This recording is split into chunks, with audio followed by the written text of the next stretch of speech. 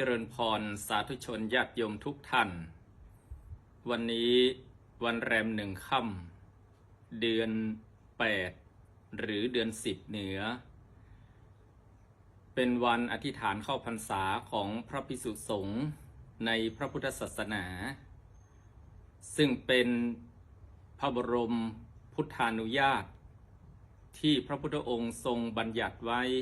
ให้พระสงฆ์นั้นอธิษฐานอยู่จำพรรษาตลอด3 เดือนในฤดูฝนพรรษามาจากภาษาบาลีว่าวัฏษาหรือฤดูฝนการเข้าพรรษานั้นด้วยเจตนาใหญ่ๆ4 ประการแรกเพื่ออนุเคราะห์ปวงประชาประการที่2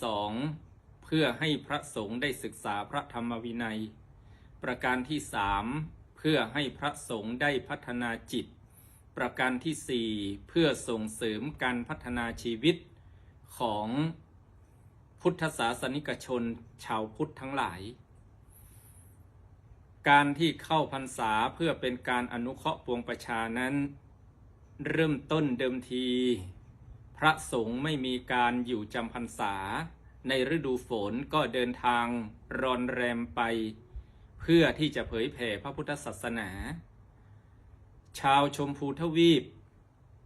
พากันปักดำต้นกล้าทำนาปลูกพืชพระสงฆ์ก็ไปเหยียบย่ำไร่นาของชาวบ้านก็จดจันพลธนานินทาว่าร้ายว่าพระสงฆ์ไม่รู้การทำให้พืชนาเสียหายความทราบถึงองค์สมเด็จพระสัมมาสัมพุทธเจ้าพระองค์เพื่อเป็นการอนุเคราะห์ปวงประชาก็จึงบัญญัติให้มีการอยู่จำพรรษาในฤดูฝน3 เดือนประการที่2การเข้าพรรษานั้นพระสงฆ์จะได้ศึกษาเล่าเรียนพระธรรมวินัยเพราะตลอดปีได้ออกเผยแผ่ประกาศพระศาสนาไปในคามนิคมทั้งชนบทและในเมืองไม่มีเวลาที่จะศึกษาพระธรรมวินัยการเข้าพรรษาก็จะเป็นการได้ศึกษาพระธรรมวินัยในปัจจุบันนี้คณะสงฆ์ไทยก็มีการศึกษาเล่าเรียนพระปริยัติธรรมทั้งแผนกธรรมและแผนกบาลีในช่วงกลางพรรษาก่อนออกพรรษาก็จะมีการสอบวัดความรู้นักธรรมตรีออกพรรษาแล้วใหม่ๆก็วัดความรู้ทั้งนักธรรมชั้นโทนักธรรมชั้นเอกและพระปริยัติธรรมแผนกบาลีด้วยเหตุนี้พุทธศาสนิกชนเมื่อถึงวันเข้าพรรษาก็จะมีการถวายเทียนพรรษาเพื่อให้พระภิกษุสงฆ์ได้ใช้ในการศึกษาเล่าเรียนพระธรรมวินัยเพราะสมัยก่อนไม่มีแสงไฟฟ้าก็อาศัยแสงเทียนแม้ปัจจุบันนี้มีไฟฟ้าใช้แต่ในยามที่พระสงฆ์ได้บูชาพระรัตนตรัยสวดมนต์ทำวัดเช้าเย็นก็จะอาศัยเทียนที่ญาติโยมได้ถวายนั้นจุดบูชาพระรัตนตรัยพระสงฆ์ที่จำพรรษาอยู่บนดอยอยู่ชนบทไม่มีไฟฟ้าใช้ก็ยังจำเป็นอย่างยิ่งสำหรับแสงเทียนประการที่3การเข้าพรรษาเพื่อให้พระสงฆ์ได้พัฒนาจิตตลอดพรรษา3 เดือนพระสงฆ์ก็จะถือโอกาสเจริญจิตตภาวนาควบคู่ไปกับการศึกษาพระธรรมวินัยเพื่อให้ธุระ2 ประการคือคันธธุระการศึกษาเล่าเรียนและวิปัสสนาธุระคือการฝึกหัดปฏิบัติขัดเกลากิเลสของตนนั้นพัฒนายิ่งขึ้นประการที่4การเข้าพรรษาเพื่อส่งเสริมการพัฒนาชีวิตของพุทธศาสนิกชนในช่วงออกพรรษาต่างคนต่างมีหน้าที่พระสงฆ์ก็รอนแรมไปเผยแผ่ศาสนาในวัดก็จะมีพระสงฆ์สามเณรจำนวนน้อยแต่ในช่วงเข้าพรรษา3 เดือน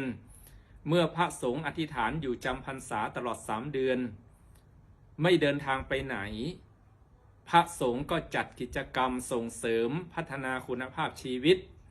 ญาติโยมก็ได้ทำบุญตักบาตรได้ฟังพระธรรมเทศนาบางแห่งหลายพื้นที่มีการนอนวัดเพื่อรักษาอุโบสถศีลกิจกรรมของทานศีลภาวนาส่งเสริมการพัฒนาชีวิตของญาติโยมก็เข้มข้นในช่วงเทศกาลเข้าพรรษาด้วยเหตุนี้เมื่อถึงเทศกาลเข้าพรรษาถึงวันอธิษฐานเข้าพรรษาพระสงฆ์ท่านได้อธิษฐานจิตด้วยการเปล่งวาจาว่าอิมัสสมิงอาวาเสอิมังเตมาสังวัดสังอุเปมิข้าพเจ้าขออยู่จำพรรษาตลอด3 เดือนในอาวาสแห่งนี้